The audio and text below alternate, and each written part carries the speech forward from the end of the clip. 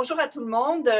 Bienvenue à ces rencontres que je trouve intéressantes avec des personnes qui ont croisé mon chemin soit dans le monde des affaires ou dans des rencontres de réseautage, puis dont le parcours, j'aimerais mettre à la disposition d'un plus large audience pour inspirer des personnes à peut-être franchir des sentiers moins fréquentés ou en tout cas qui ont des parcours originaux, je trouve. Alors, c'est le cas de Alec Delisle que j'ai rencontré il y a quelques années dans une rencontre de réseautage à Montréal, dans le monde des affaires. Et puis, j'avais trouvé ce jeune athlète qui s'était recyclé dans le monde du marketing dans une entreprise, dans une petite et moyenne entreprise au Québec et qui agit en francophonie, puis qui a aussi fait des investissements dans le domaine de la cryptographie, dans les crypto-monnaies. Alors, moi, ça m'a interpellée. Alors, Alec, bienvenue. Merci, à cette rencontre.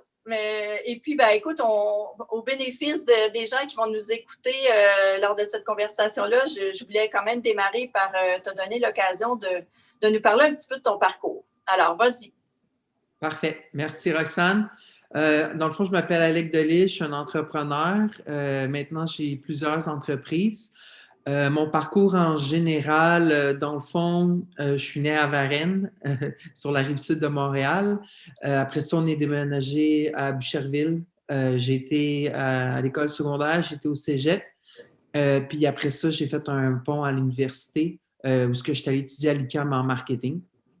Donc, c'est ça, j'ai un parcours assez particulier. Je suis allé vivre à Toronto pendant plusieurs années. C'est là que j'ai appris mon anglais. Aussi, j'ai été un athlète. J'ai nagé pendant à peu près 10 ans. J'ai fait les championnats juniors du monde de natation. Donc, c'est sûr que j'ai été beaucoup habitué à faire aussi le programme sport-études. Donc, faire du sport et on va à l'école en même temps. Donc, c'est ça que j'ai fait pendant plusieurs années. Je suis allé vivre à Toronto aussi. J'ai été barman. J'ai travaillé dans le milieu des bars. Écoutez, là, j'ai fait ça pendant peut-être à peu près 3 ans. Puis après ça, je voulais revenir à Montréal parce que travailler dans un bar, c'était le fun, mais je voulais avoir une carrière, je voulais avoir des compagnies. Donc, je suis revenu à Montréal. J'ai étudié en marketing pour perfectionner justement mes stratégies marketing et tout ça. Puis il y a mon frère à ce moment-là, là on parle de 2016, mon frère Pierre-Luc, dans le fond, lui qui est entrepreneur depuis plusieurs années, à ce moment-là, il y a encore, là, mais c'était l'agence de marketing web Delisoft. Dans le fond, mon frère il a fondé sa compagnie quand il avait 14 ans. Puis il m'a offert en 2016, la compagnie elle avait à ce moment-là à peu près 9 ans, il m'avait offert de travailler avec lui chez Delisoft. Donc, c'est une agence de marketing web. Moi, je connaissais le marketing parce que j'étudiais là-dedans, puis j'avais fait beaucoup de marketing dans ma vie, mais je ne connaissais pas vraiment les solutions web. Donc, il m'a offert un travail comme vendeur dans sa compagnie que j'ai accepté. Au début, il n'était pas trop sûr, mais j'ai dit engage-moi, tu ne le regretteras jamais. Fait que là, finalement, il m'a engagé, puis il ne l'a jamais regretté. Mais c'est bon parce que c'est ça, des fois, dans les entreprises, il y a des gens qui sont effrayés de travailler avec des membres de leur famille. Il y en a d'autres qui, au contraire, vont plutôt encourager ça. Donc, ça s'est bien passé depuis 2016, en fait. C'est ça? Ouais, ça fait 5 ans maintenant. Exact, exact. Dans le fond, lui avait sa compagnie, ça marchait bien. Je l'ai vu comme une opportunité en or. C'est sûr que pour moi, c'est un défi parce que les solutions web, je connaissais pas ça, mais en même temps, il m'a donné toutes les formations, les ressources nécessaires pour que je puisse apprendre, dans le fond, tout ce que lui a appris. Lui a accumulé un savoir là, dans ces 9 années-là, là, dans ce temps-là, quand il m'a offert l'opportunité de travailler pour Delisoft. Puis il m'a tout partagé ça, il a pris le temps de tout me montrer. Puis moi, c'est à ce moment-là que j'ai commencé, dans le fond, à vendre des solutions web et marketing pour Delisoft. Puis ça a super bien marché, puis tout ça. Puis moi, après plusieurs années, dans le fond, j'avais fait comme beaucoup de démarchage pour sa compagnie, puis ça avait bien marché. Puis dans le fond, je lui ai proposé de pouvoir acheter des actions dans sa compagnie Delisoft. Puis aussi, en dessous, on a eu des opportunités d'affaires, moi puis lui, de pouvoir faire l'acquisition puis de créer des compagnies. En date d'aujourd'hui, maintenant, on a l'agence de marketing web ensemble d'Elisoft. On a aussi une compagnie de location de propriété avec un autre associé. On loue des propriétés dans plus de 14 destinations dans le monde en ce moment. On a 1500 propriétés qu'on loue. Donc, c'est une compagnie qu'on a depuis 1 an et demi, fait l'acquisition, moi puis mon frère. On a aussi créé avec d'autres associés une compagnie de formation en ligne qui s'appelle Bonobo. On est en pré-lancement en ce moment. La date du lancement officiel, c'est pour le mois de février, la mi-février qu'on s'enligne. On est en train de finaliser là, des petits trucs là, sur la plateforme. Puis, Alors, février 2021, hein, on parle parce que si les gens écoutent ça plus tard, donc ouais, on est c'est pour février 2021. Ouais. c'est ça, en pleine année de pandémie, donc c'est le temps de faire des pas vers le web. Donc, ben, bravo pour cette nouvelle plateforme-là. Est-ce qu'il y avait d'autres entreprises? Parce que là, je me souviens que tu avais une liste là, lorsqu'on s'était parlé. Il y a Delisle Solutions aussi, qui est une compagnie que j'ai créée en 2018. C'est une compagnie de consultation marketing pour les compagnies qui veulent des stratégies sur mesure pour faire du développement d'affaires, des études de marché et tout ça. Donc, je peux m'occuper de dire aux entreprises c'est quoi qui serait mieux pour eux là, de faire, s'il serait mieux d'ouvrir des nouveaux bureaux, s'il serait mieux de grossir le business, est-ce qu'ils ont trop de services, pas assez de services, qu'est-ce qu'ils devraient faire avec leur compagnie, puis quel investissement aussi qu'ils devraient investir pour croître. Donc, c'est surtout ça qu'on fait. Ouais. Fait quoi, dis-moi, moi, j'avais trouvé ça intéressant, le passage du jeune athlète qui est habitué d'être dans la discipline de l'entraînement, les compétitions, tout ça, puis un passage dans le monde du travail. Donc, comment ça s'est fait, ce passage-là, pour toi? T'as-tu trouvé ça? Qu'est-ce que tu as appris? Oui, ben la natation, qu'est-ce qui était le fun quand j'ai fait du tennis, mais beaucoup, beaucoup de natation. Qu'est-ce que je me suis rendu compte plus tard, parce que tu sais, quand t'es jeune, tu t'en rends peut-être pas compte, mais tu sais, j'ai commencé sport-études puis tout ça, j'avais à peu près 12-13 ans. Je me levais à 5 heures le matin, à 5h30, j'étais dans l'eau jusqu'à 7h30. On faisait un entraînement de 2 heures le matin. À 8 heures, j'étais à l'école. J'avais 3 cours, puis sinon, je finissais l'école à midi, j'allais chez moi, je me reposais, je faisais mes devoirs, puis je renageais le soir. Donc, j'étais habitué d'être extrêmement discipliné. J'ai été aussi habitué d'avoir des objectifs, parce que, tu sais, dans le fond, quand que je nageais, je voulais toujours battre mes records. Fait que, tu sais, j'ai toujours été habitué à aller au-delà de mes limites, parce que dans le fond, quand tu bats tes meilleurs temps, c'est parce que tu as donné plus. Fait que, tu sais, j'ai toujours eu une structuration. Quand que j'étais dans l'eau, tu sais, c'est ça, il fallait toujours que je pousse. Fait que j'étais habitué à une certaine mentalité aussi. Puis quand tu es dans le sport-études, tu sais, je faisais des entraînements à sec, mais on a fait aussi des entraînements sur la psychologie, comment être prêt quand on est dans des compétitions. Parce que, tu sais, c'est bien beau s'entraîner, mais quand ça compte, c'est en compétition de natation. C'est comme aussi des joueurs de tennis, comme je donne un exemple, Roger Federer ou Michael Phelps, que le monde connaît, ils s'entraînent tout comme tout le monde. On s'est rendu à un certain niveau, tout le monde s'entraîne à peu près pareil. Ce qui fait la différence, c'est le mental. Fait que j'étais habitué à avoir un certain mental super fort. Donc, quand j'ai été dans le milieu des affaires, c'était la même chose. Là, je dirais, je travaille super fort. Je suis habitué de me faire dire non, mais ça fait partie de la game. Fait que, j'ai créé un certain mental que, je me suis créé comme une coquille, puis je suis fait quand même assez fort. Donc, je pousse toujours mes limites, je donne toujours mon 100%. J'ai des objectifs, je sais où je m'en vais, j'ai une vision. Fait que, c'est ça qui est important, je pense, en affaires, là. Je trouvais ça intéressant d'aborder ça pour les gens qui vont écouter notre conversation parce que plusieurs raisons. En fait, il y en a une, c'est que moi, je suis tante de nièces qui sont des jumelles qui s'entraînent en natation. Donc, oui, je sais qu'elles se lèvent très tôt puis qu'elles sont très assidues dans les entraînements dans l'eau et en dehors de l'eau. Il y a aussi tout le monde du coaching professionnel dont moi je fais partie, le coaching exécutif, où on s'intéresse à la psychologie positive parce que le monde du coaching, ça vient aussi d'éléments qui sont ressortis du monde des athlètes de pointe.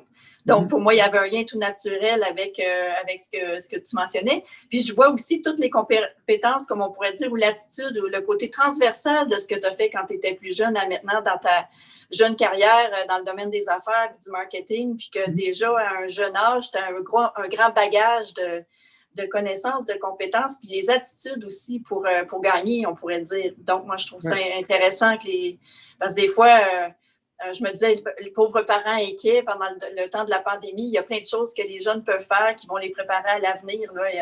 C'est tellement vaste ce qu'on peut apprendre. Mais dis-moi, qu'est-ce qui a fait en sorte que tu t'es intéressé dans tout ça au domaine des crypto-monnaies? Oui. La crypto-monnaie, c'est ça, c'est encore, mais c'est connu, le Bitcoin est connu, là, tout le monde, ou beaucoup de monde ont déjà entendu parler du nom. Écoute, moi, dans le fond, c'est mon ami dans le temps, on parle, là, on recule en 2012. Yannick, dans le fond, mon ami qui m'avait parlé de la crypto-monnaie, qui m'avait dit que c'était une monnaie virtuelle, dans le fond, en ligne, puis que ça allait être l'avenir, puis c'était le futur, puis c'était une belle opportunité d'investissement. Au début, mon ami n'arrêtait pas de m'en parler, mais moi, j'étais comme plus ou moins intéressée. J'étais un peu perplexe là, par rapport à tout ça. Puis finalement, il m'en a tellement parlé que j'ai commencé à lire, puis tu sais, à m'intéresser plus à la crypto, puis savoir vraiment c'était quoi. Puis j'ai vu des opportunités. Moi, je compare beaucoup la crypto à l'immobilier dans le temps, quand c'est sorti dans les années 90. Tout le monde, beaucoup de personnes ne croyaient pas à ça, le monde ne comprenait pas. Tu sais, c'était vraiment là, personne ne savait c'était quoi en fait. Puis tu sais, aujourd'hui, on regarde l'Internet, ça a changé le monde. Puis tout le monde est là-dessus, on utilise tout l'Internet, on a soit un téléphone cellulaire, un laptop, peu importe, c'est le moyen de communication le plus utilisé, c'est extrêmement efficace, ça permet de connecter plein de personnes en même temps partout dans le monde. C'est à des coûts très bas, là, on parle, se connecter sur Zoom, à part payer l'Internet, un forfait mensuel, c'est tout. Tu as accès à toutes plein d'informations sur YouTube, Telegram, Facebook. Donc, je vois la crypto-monnaie comme l'Internet dans le temps. C'est une monnaie virtuelle, puis je suis convaincue que ça va changer le monde. Donc, tu as commencé à investir dès le départ, il y a 8 ans, on pourrait dire, ou 9 ans maintenant? Non. Quand mon ami Yannick m'en a parlé en 2012, j'aurais dû, Roxane, investir en crypto-monnaie dans ce temps-là. C'était vraiment un bon moment. Quand dans le fond, la monnaie principale que tout le monde connaît, mais la monnaie la plus utilisée, c'est là qu'il y a le plus gros capital aussi, c'est le Bitcoin. Elle a été créée en 2009. Il y a une partie du temps que le Bitcoin valait 1 cent. Mm-hmm. Aujourd'hui, il vaut le plus haut qui a été fait, j'ai pris une note là ici, c'était le 8 janvier 2021 qui était à 41 980 dollars. Donc, tu sais, on parle dans ce temps-là des gens qui investissaient 1 cent qui auraient fait 400 000 400 C'est incroyable, hein, c'est ça. investissement. Fait que, tu sais, c'est sûr que moi, je n'ai pas pris cette opportunité-là en 2012. Dans le fond, quand je suis revenue à Montréal en 2016, quand j'étais à Toronto, puis je suis revenue, c'est là que mon ami Yannick m'en a reparlé. Puis il m'a dit, hey, là, Alex, tu devrais vraiment investir, ça n'a pas d'allure. C'est une opportunité en or que tu aurais financière aussi. Donc, c'est à ce moment-là que j'ai commencé à vraiment plus m'intéresser en crypto. Puis j'ai commencé à investir en 2018, en septembre 2018. C'est la première fois que j'ai investi en crypto-monnaie. OK. Ouais. Donc, ça fait maintenant presque 3 ans, là. Oui, exactement. Le temps que c'est parce que quand que la crypto a commencé, quand Yannick m'en a parlé, mon ami, en 2012, il y avait à peu près 4-5 cryptos. Aujourd'hui, il y en a plus de 8000. 8000 quand même. Donc, ça foisonne, là. C'est pas évident pour les gens de se repérer dans tout ça, là. Exact. Puis quand que moi, j'ai commencé à investir en 2018, là, septembre 2018, on est à peu près à 5500. Crypto-monnaie. Donc, tu sais, c'est sûr que pour investir en crypto-monnaie, il a fallu que je fasse beaucoup de recherches et tout ça. Donc, tu sais, c'est sûr que je voulais. Puis en même temps, la crypto, tu sais, c'est comme peu connu. Fait que, tu sais, je voulais être sûr d'investir dans une crypto-monnaie que j'allais connaître, qui est aussi legit. Tu sais, puis que c'était peut-être pas un bluff aussi. Là. Donc, j'ai fait beaucoup de recherches à ce niveau-là avant d'investir en crypto-monnaie. Puis finalement, est-ce que tu as choisi d'investir dans le Bitcoin ou dans une des 5500 autres ou plusieurs des 5500 autres à l'époque de 2018? Oui, bien, le Bitcoin, je n'ai jamais investi dedans. J'ai investi dans d'autres crypto-monnaies. La façon que je vois ça, c'est sûr que Bitcoin, c'est une grosse opportunité. Il y a beaucoup de monde qui investit dans cette crypto-là. Mais moi, j'ai investi dans d'autres crypto-monnaies qui me touchaient un peu plus. Aussi, Bitcoin, c'est la première. Donc, je pense qu'au niveau de la technologie, Bitcoin, c'est comme le mentor, mais il y a toujours comme des des apprentis qui vont surpasser ou créer quelque chose de mieux que Bitcoin. Fait que c'est pour ça que moi, j'investis dans d'autres crypto-monnaies. Il y en a une que j'ai particulièrement investie. Je suis tombée sur cette crypto-là par hasard. Vers la fin on parle de peut-être octobre, novembre 2018. J'ai commencé à investir dans cette crypto-là le 16 janvier 2019. La crypto-monnaie s'appelle Apollo. Dans le fond, c'est Apollo FinTech. C'est une compagnie que j'ai investi dedans. Donc, cette compagnie-là touche les gouvernements, les particuliers puis les entreprises. Je me suis intéressé à cette crypto-là parce que c'est une crypto qui est tout en un. Dans le fond, donc c'est pour ça que je me suis intéressée à Apollo là, beaucoup. Donc, en fait, tu devances un peu ma prochaine question qui était de savoir c'était quoi les critères qui faisaient en sorte que tu préférais toi, parce qu'évidemment, chacun aura ses critères. Là. Ouais. Ceux qui écouteront la vidéo ou décideront, il y en a qui décident de ne pas investir parce que pour eux, c'est un peu nébuleux. Puis quand ils disent, étant donné que je ne comprends pas, je préfère m'abstenir. Mais pour les gens qui vont être curieux, juste le genre de réflexion ou les critères, tu sais, quand tu dis c'est tout en un, c'est quoi les critères que toi, tu t'es donné pour faire ce choix? Oui, mais la crypto-monnaie, moi, comment je la voyais, c'est décentralisé. Donc, dans le fond, il n'y a personne qui contrôle ça, OK, sauf toi. Dans le fond, aussi, moi, dans le fond, je ne voulais pas que le monde ait accès à mes données. Tu sais, je me suis toujours dit, puis même avant, tu sais, j'étais comme, tu sais, les banques, ils ont accès à tes données, Facebook, ils ont accès à tes données. Tu sais, aujourd'hui, donc, tu sais, c'est tout piraté, tout ça. Ils prennent nos informations, ils utilisent ça pour pouvoir mieux cibler nos besoins puis nous vendre des affaires puis des affaires. Donc, moi, je voulais quelque chose de privé, avoir le contrôle de mes finances, que personne puisse avoir accès sauf moi. Je voulais quelque chose d'extrêmement sécurisé. Capital One, Desjardins se sont fait pirater. Tu sais, c'est pas sécuritaire. Tu sais, aujourd'hui, on ne sait jamais. Donc, moi, je me suis toujours dit, qu'est-ce que la vie, qu'est-ce que la technologie pourrait m'offrir pour me donner une sécurité puis que je puisse être le seul qui soit au courant de mes investissements puis être le seul qui ait le droit aussi d'avoir ça. Donc, Apollo, qui est la crypto-monnaie que j'ai investi dans, c'est les principaux caractères. Donc, c'est sécuritaire, puis je suis le seul qui a accès à ça. Donc, il n'y a aucune personne à date que je connais ou que j'ai vu dans les nouvelles, dans le monde de la crypto, qui s'est fait hacker ou pirater ses comptes. D'ailleurs, ça passait dans les nouvelles, je pense que c'est quoi, il y a une semaine ou deux, à quel point c'est tellement secret que si tu perds ta clé, ben, en fait, il n'y a vraiment personne qui peut t'aider. Là. Il faut vraiment que tu protèges les clés de ton portefeuille. Ouais. Là. Il y a un gars qui a en fait 232 millions en Bitcoin, ben, dans le temps que l'article a été publié. Exactement, là, Roxane, il a perdu son 10. S'il ne le retrouve pas, c'est tellement sécurisé. C'est perdu, ben, c'est ça, c'est perdu. Tu es le seul qui a le contrôle sur ton... Ils appellent ça un wallet, le portefeuille. Donc, si toi, tu perds tes codes, il n'y a personne dans le monde qui va avoir accès à ça. Ouais. Donc, ça, c'est sûr que c'est le désavantage, mais en même temps, c'est tellement sécuritaire que personne ne peut te pirater. Puis, il y avait aussi eu quelqu'un qui gérait les portefeuilles. Là, il y en avait pour 150 millions d'actifs. C'est paru l'année passée. Là. Puis, finalement, ben, ils ne seront jamais... Et puis, la personne est morte, donc ils ne seront jamais capables d'aller pouvoir, malheureusement, prendre ça. C'est tellement sécuritaire que le monde n'a pas accès sauf toi. C'est perdu à tout jamais. Alors, dis-moi, dans cet univers qui est encore un peu, on pourrait dire marginal, parce que ce n'est pas encore vraiment mainstream, malgré qu'on commence à en entendre parler davantage dans les derniers temps. Ouais. C'est qui les personnes clés qui sont pour toi des sources d'inspiration que tu sens qui sont fiables ou des bons guides dans le domaine? De la crypto-monnaie? Oui. De la crypto-monnaie, bien, j'ai pris... Il y a des personnes que moi, que je regarde sur YouTube beaucoup. Tu as Coin de Bureau, il y a Ivan on Tech Clips, il y a BitBoy Crypto. Il y a plusieurs personnes que je suis, surtout sur YouTube, qui font l'actualité, qui font des prédictions. Puis jusqu'à maintenant, si vous allez voir leurs vidéos qu'ils ont publiées avant, ce qu'ils avaient prédit, ben, c'est ce qui s'est passé.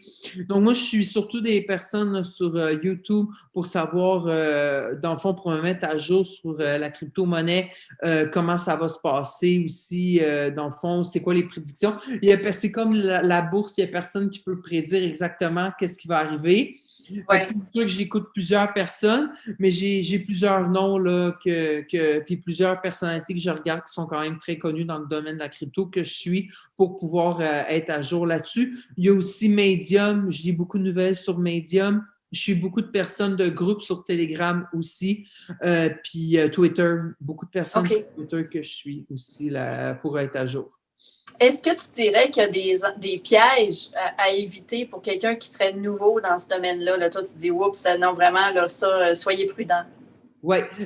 Écoute, ça pour les pièges, moi, dans le fond, quand je choisis une crypto-monnaie, parce que je te dirais qu'il y a surtout 6 cryptos que j'investis dedans, dont Apollo, qui est comme 80% de mon portefeuille. Quand je regarde pour investir dans une crypto, c'est sûr qu'il faut que tu fasses des recherches, aller voir le site web, aller voir aussi des reviews, aller justement sur YouTube, taper le nom de la crypto que vous voulez investir ou vous voulez investir dedans pour voir si elle est legit ou pas. Mais moi, je regarde comme j'avais noté 5 critères: la mission de la crypto-monnaie, les valeurs de la crypto-monnaie, l'objectif sur du court, moyen, long terme, à de savoir si elle a comme une échelle de temps de ce qu'ils veulent faire. Donc, ça, c'est extrêmement important, voir où ce qu'ils s'en vont. L'équipe, c'est qui derrière ça? Donc, allez voir l'équipe, puis après, allez voir sur LinkedIn, c'est quoi que l'équipe a fait, c'est quoi leur réalisation comme. réalisation, Ouais. c'est quoi leur parcours, leur cheminement, leur connaissance, puis l'origine de la création de la compagnie. Donc, moi, c'est des critères que je regarde quand j'investis dans une crypto-monnaie. C'est vraiment important pour moi. Puis Apollo, c'était une équipe solide qui avait des années d'expérience, tout le bagage derrière ça.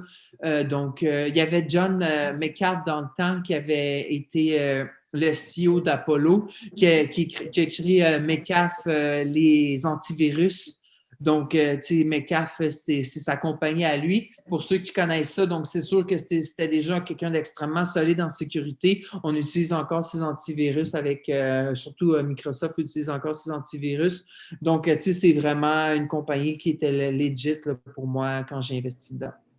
Dis-moi, certaines personnes vont dire que ce qui se passe en ce moment c'est presque une espèce de polarisation entre les gens des finances de Wall Street puis les gens de techno, les gens de TI qui prennent un peu plus de pouvoir dans le monde des ressources financières. Est-ce que c'est une bonne façon de l'expliquer ou c'est pas tout à fait une caricature ou une exagération? Là, ouais.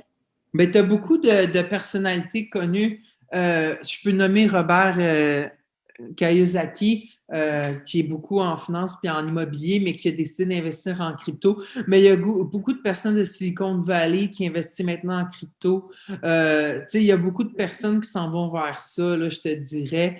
C'est sûr que Wall Street, tu as les gens qui investissent dans des actions, tu as les gens qui investissent en immobilier, puis tu as des gens qui investissent en crypto. En général, c'est pas mal ça.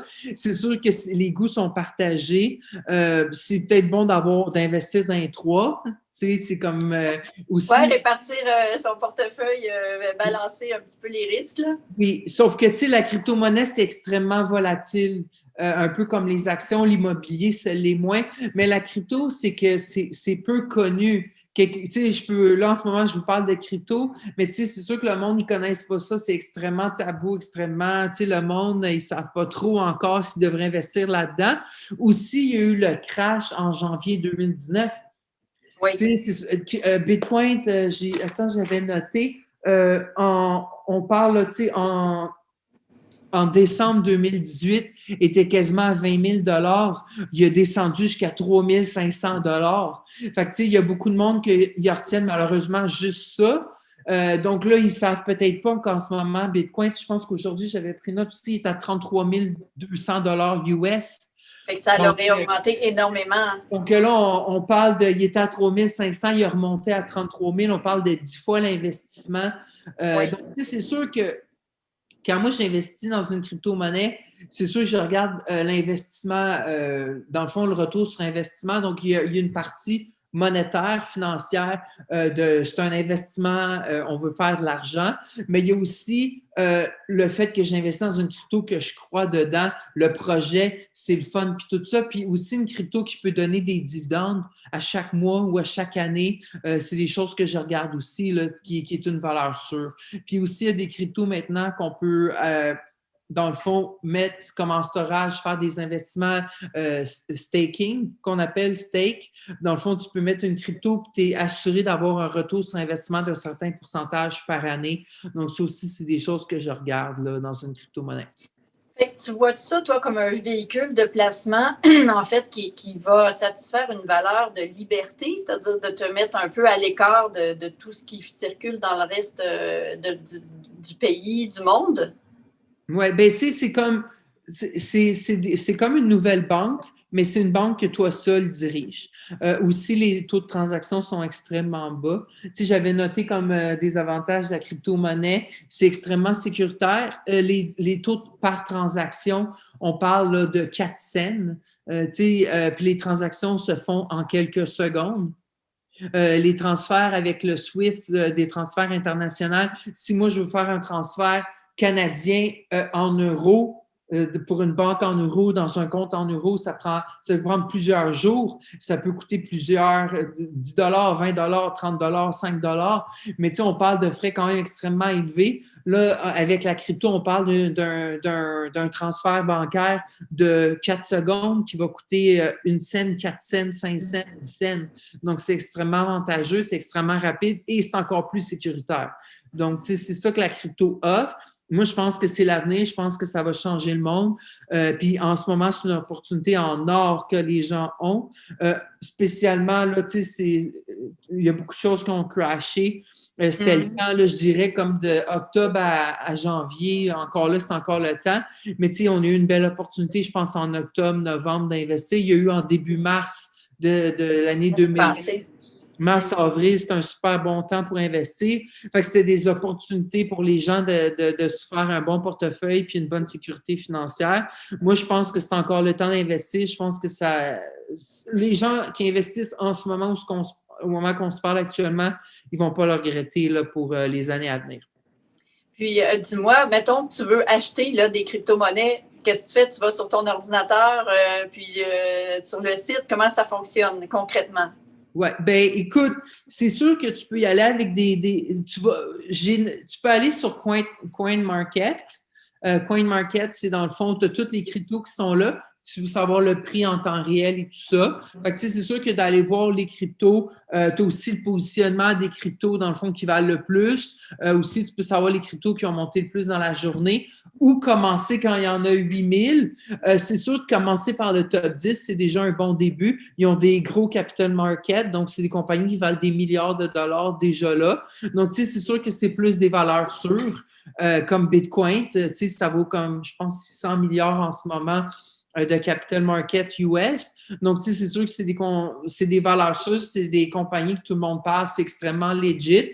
Donc, c'est sûr que d'investir, je pense, dans des crypto-monnaies dans le top 200, c'est une valeur sûre. Aussi, maintenant, qu'est-ce qui est fun, CoinMarket les approuve. C'est des cryptos qui sont testés dans le fond, par la compagnie. Ils ont des critères à remplir. Puis si les compagnies de crypto-monnaies ne remplissent pas ces critères-là, ils font partie de la liste de CoinMarket, mais ils ne sont pas listés puis officialisés. Donc, chaque crypto, tu peux voir s'ils sont officialisés ou pas. Donc, c'est sûr que d'investir dans des compagnies officialisées, c'est sûr que c'est beaucoup mieux et c'est beaucoup plus sécuritaire. Fait que donc, tu vas sur ce site-là, tu regardes, puis quand tu veux en acheter, c'est sur ce site-là aussi? Oui. CoinMarket, tu peux en acheter sur Binance.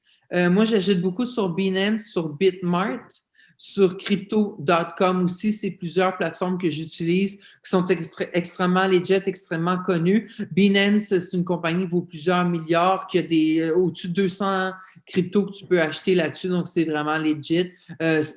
J'utilise personnellement cette plateforme-là.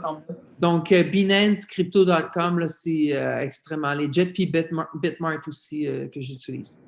Si on avait regardé vers l'avant, à quel moment tu penses que les commerçants au Québec ou au Canada vont se mettre à accepter d'emblée de se faire payer par des monnaies crypto, parce que c'est pas vraiment le cas, je crois pas présentement. J'ai pas vu ça, moi, dans les magasins pour aller faire l'épicerie, là.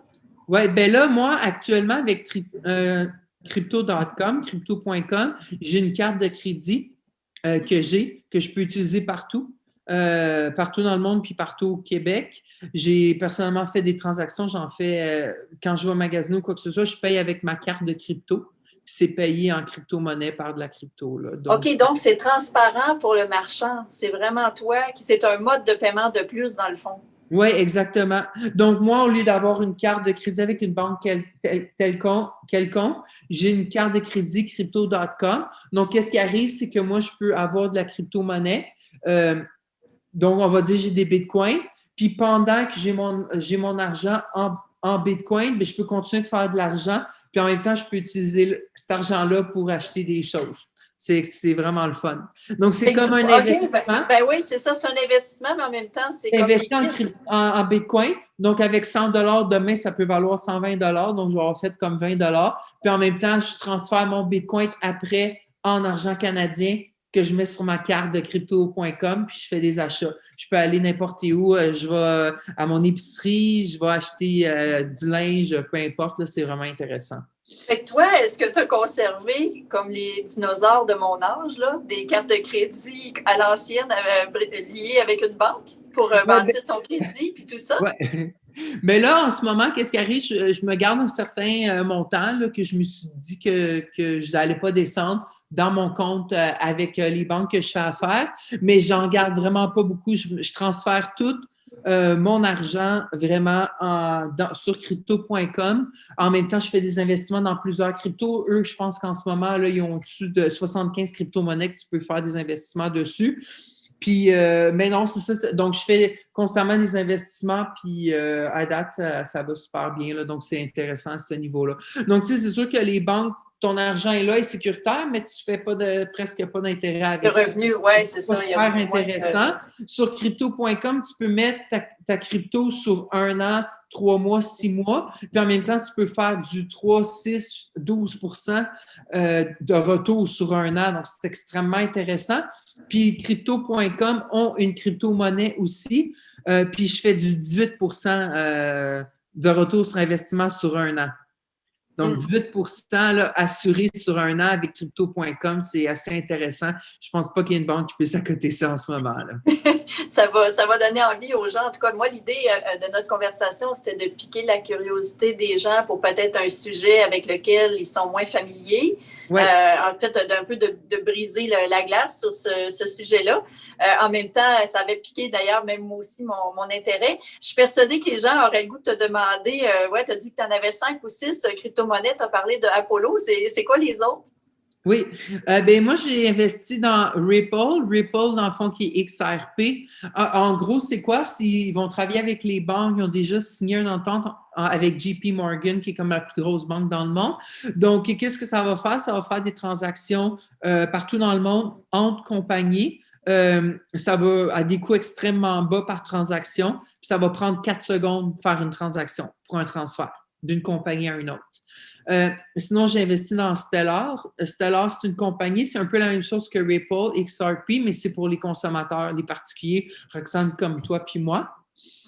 Sinon, j'ai mis Apollo, Stellar, j'ai mis beaucoup. Dans le fonds d'investissement là-dedans, j'y crois beaucoup parce que c'est les consommateurs qui utilisent ça, puis il y a beaucoup de personnes qui vont consommer, dans le fond, ces transactions-là parce qu'on est beaucoup dans le monde, là, puis je pense qu'il y a beaucoup de monde qui vont transférer là-dessus. Et c'est pas mal mon top 3 de crypto que j'ai investi dedans, je te dirais. Là. Sinon, c'est pas mal divisé le reste. Qu'est-ce que tu penses que ça va être la réaction dans le monde bancaire ou les banques centrales ou en tout cas tout le reste du monde dans le monde financier puis monétaire? Est-ce qu'ils ont dû commencer à bouger? Oui, ben avec Ripple, XRP, il y a beaucoup de banques qui sont en train de signer avec eux parce que maintenant, je considère que la crypto, c'est trop rendu gros. Ça a trop d'ampleur. Ça a atteint là, un capital market d'1 trilliard de dollars. Puis le monde, je pense qu'il va y avoir comme 1 milliard de personnes d'ici la fin 2021 qui vont utiliser la crypto-monnaie comme moyen de transaction. C'est trop rendu gros, il y a trop de personnes qui sont rendues là-dessus. Fait que je pense que les banques ont comme plus le choix de faire des partenariats avec la crypto. C'est soit qu'ils font affaire avec eux ou soit qu'ils est boudent, mais qu'éventuellement, c'est eux qui vont crasher parce que la crypto-monnaie, ça va trop être rendu gros dans un certain moment donné. C'est un nouveau ça, c'est mon thinking. C'est un nouveau mouvement. Puis éventuellement, je pense que ceux qui n'ont pas voulu faire ce mouvement-là, ben, ils vont le regretter. Là, tu vois, c'est ça, tu le vois comme quelque chose de pionnier, mais en même temps incontournable au fil du temps. Oui, c'est un incontournable. On ne parle pas de demain, là, mais dans les années à venir, là, je pense que ça va être un must. Les gens vont s'en rendre compte. Pour moi, c'est l'Internet. C'est comme l'Internet. C'est comme si c'était l'impact de l'Internet dans le système monétaire. Là, c'est l'avenir. Comme si la vague a continué, dans le fond, d'avancer à travers le monde. Dis-moi, l'argent numérique, c'est l'avenir. Oui. Ouais. Est-ce que tu connais des gens qui minent de la crypto ici au Québec? Ben, écoute, j'en connais une couple qui mine, mais j'en connais pas beaucoup. Okay. Miner, c'est une chose, investir, c'en est une autre. C'est sûr que miner, ça peut être le fun, mais c'est quand même beaucoup de travail. Il faut acheter les machines, il faut constamment miner si on veut faire de l'argent aussi. Moi, personnellement, je mine pas. Je connais des amis qui minent, mais je connais plus du monde qui ont investi dans la crypto. Mais tu sais, même encore aujourd'hui, Roxane, j'ai parlé à des milliers de personnes sur la crypto. Sur 1000 personnes que j'ai parlé de la crypto, peut-être qu'il y en a 2 qui ont investi là-dedans. Donc, tu sais, c'est extrêmement... C'est très ciblé, hein? C'est ça, oui, c'est très, très ciblé. C'est ce que je sentais aussi, puis c'est pour ça que je trouvais ça intéressant qu'on en parle. Il y a comme dans n'importe quelle innovation, il y a un phénomène d'adaptation de l'innovation. Il y a peut-être certaines personnes qui voient des risques. Il faut juste voir c'est quoi ces risques-là. Quand tu regardes vers l'avant, toi, 2021, 2022, 2025, puis vers l'avant, qu'est-ce que tu vois pour les crypto-monnaies, puis pour spécifiquement celles que tu as choisies? Oui. Ben, surtout avec Apollo, je pense qu'il y a de plus en plus de monde qui vont l'utiliser pour leurs transactions. Apollo vise les gouvernements, les particuliers et les entreprises. Donc, c'est une crypto en ce moment qui est encore peu connue. Elle est classée comme dans le top 500 sur CoinMarketCap. Surtout, elle est vraiment encore underground, mais je pense qu'elle va exploser dans pas long. Mais je pense que plus qu'on avance dans le temps, plus que le monde en parle, plus que le monde s'intéresse à ça. Le nombre de personnes qui font des transactions maintenant avec de la crypto-monnaie est de plus en plus élevé à chaque jour. Ça monte, ça monte, ça monte. Fait que, tu sais, à un moment donné, c'est le bouche à oreille aussi, c'est l'Internet. Plus que le monde va en parler, plus que le monde va s'intéresser à ça. Puis je pense que plus de personnes vont l'utiliser avec le temps, là, dans les mois, dans les années qui suivent, c'est sûr. OK. Ben écoute, c'est vraiment intéressant. Dis-moi, peut-être dans les dernières questions que je voulais voir avec toi, il y a des gens qui vont être plus à l'aise d'investir dans des fonds qui, eux, investissent dans des cryptos pour un peu s'éloigner de l'interface d'avoir à acheter eux-mêmes les cryptos puis plutôt suivre le cours. Qu'est-ce que tu penses de cette approche? Bien, c'est sûr qu'il faut savoir que quand on y va avec une technique comme ça, il y a des frais à payer. C'est sûr que ça dépend un peu. Moi, j'aime mieux le faire par moi-même parce que dans le fond, je suis extrêmement intéressée par ça. À quelque part, c'est nouveau pour moi, c'est nouveau pour tout le monde. Mais en même temps, avec les heures que j'ai passées là-dessus, on parle des semaines et des semaines et des semaines de recherche puis tout ça. Moi, avant que j'investisse dans une crypto, j'ai passé des semaines à faire des recherches sur Internet. Donc, c'est sûr que moi, personnellement, je suis extrêmement à jour avec ça. À chaque jour, je passe comme au moins 30 minutes là, à regarder les nouvelles de la crypto. C'est sûr que si vous voulez y aller avec une valeur un peu sûre, vous n'avez pas vraiment le temps de regarder des nouvelles de la crypto, mais que vous voulez essayer, c'est sûr que vous pouvez y aller avec un conseiller financier, un conseiller en crypto. Mais si vous pouvez le faire par vous-même, faites-le par vous-même. C'est quand même simple. Puis en même temps, lisez avec des cryptos dans le top 10 au début. Puis peut-être que quand vous allez avancer dans le temps, regardez des nouvelles petit peu par petit peu. Puis c'est là qu'on accumule des connaissances puis du bagage aussi là, pour investir. Fait que dans le fond, c'est vraiment un domaine dans lequel on doit aussi rester au courant. Puis c'est pas c'est pas un placement, comment je pourrais dire ça, de tout repos. Là. Tu sais, tu disais, il y a de la volatilité, donc il faut avoir les nerfs solides parce que ça peut Oui, faire des gros balancements de valeur. Là.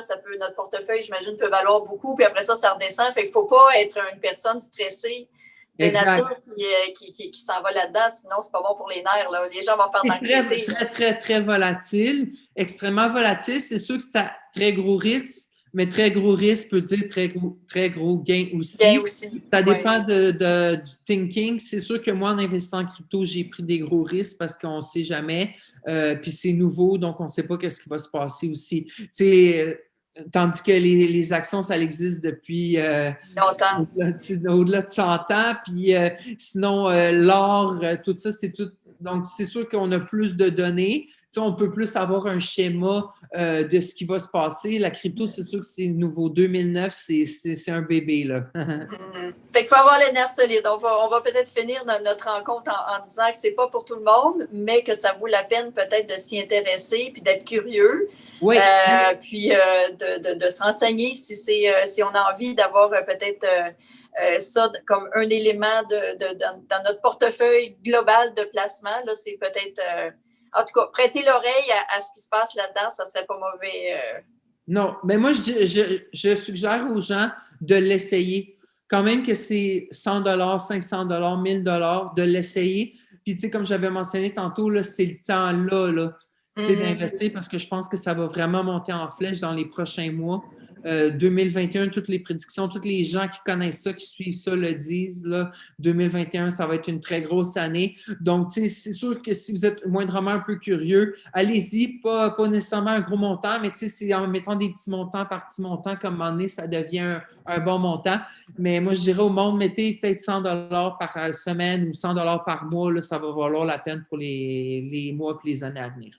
C'est une belle suggestion. En tout cas, c'est une invitation que tu lances à ceux qui nous écoutent. Oui, exactement. Ben, écoute, allez à la pêche. Oui, exactement. Ben, écoute, je veux te remercier, Alex. C'est très gentil de m'avoir accordé ce temps-là. Ça fait plaisir. Merci à toi, Roxane. Moi, j'avais l'impression d'avoir devant moi un jeune entrepreneur qui n'avait pas froid aux yeux, puis qui avait tout ce côté-là de regarder l'avenir avec enthousiasme, puis de ne pas avoir peur d'essayer des nouvelles choses. Fait que j'ai envie de te féliciter pour ça parce que ça va en inspirer d'autres.